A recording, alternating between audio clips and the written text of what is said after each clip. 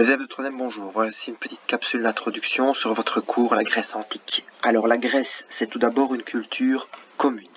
La Grèce antique ou le monde grec, quand j'en parle, je fais référence au développement de civilisation dans les environs de ce qui est devenu la Grèce, mais dans l'Antiquité.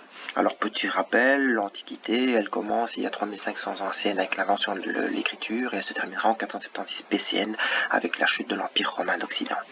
Alors, qui sont les Grecs dans l'Antiquité? Ce sont des populations qui partagent la même culture, c'est-à-dire qui ont les mêmes traditions, qui ont les mêmes coutumes. Ils ont également la même écriture et la même langue. Ils vont appeler barbares tous ceux qui ne parlent pas le grec à cette époque-là. Alors les Grecs connaissent tous les poèmes d'Homère, comme l'Iliade, qui raconte la guerre entre les Grecs et la ville de Troie.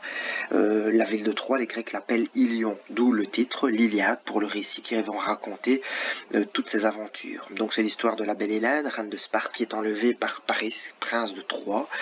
On disait que la beauté de Hélène n'avait d'égal que celle d'Aphrodite, la déesse de la beauté. Alors humiliés, évidemment, les Grecs vont déclarer la guerre à la cité troyenne. Parmi les participants, on retrouve le plus grand héros grec, Achille.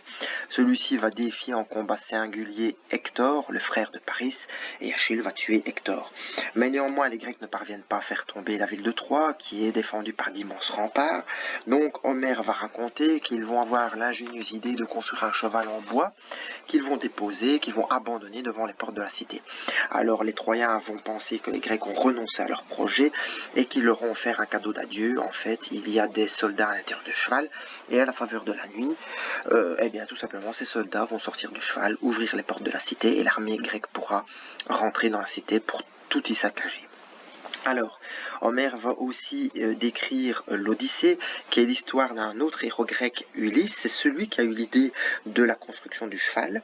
Alors que tous les Grecs sont rentrés après la guerre, bien Ulysse, lui, va errer sur la Méditerranée. Plein d'aventures vont lui arriver. Il mettra plus de 10 ans pour rejoindre son île d'Ithaque dont il est le roi.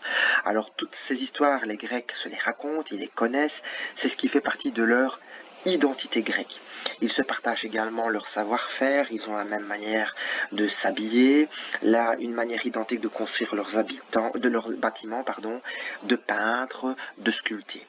Alors ils ont également les mêmes loisirs, c'est-à-dire le théâtre et le sport. Toutes les cités s'affrontent dans des petites compétitions communes. Alors toutes ces choses font qu'ils forment une civilisation, mais en aucun cas ils ne sont rassemblés sous le nom d'un seul pays. Voilà. À bientôt pour la deuxième vidéo.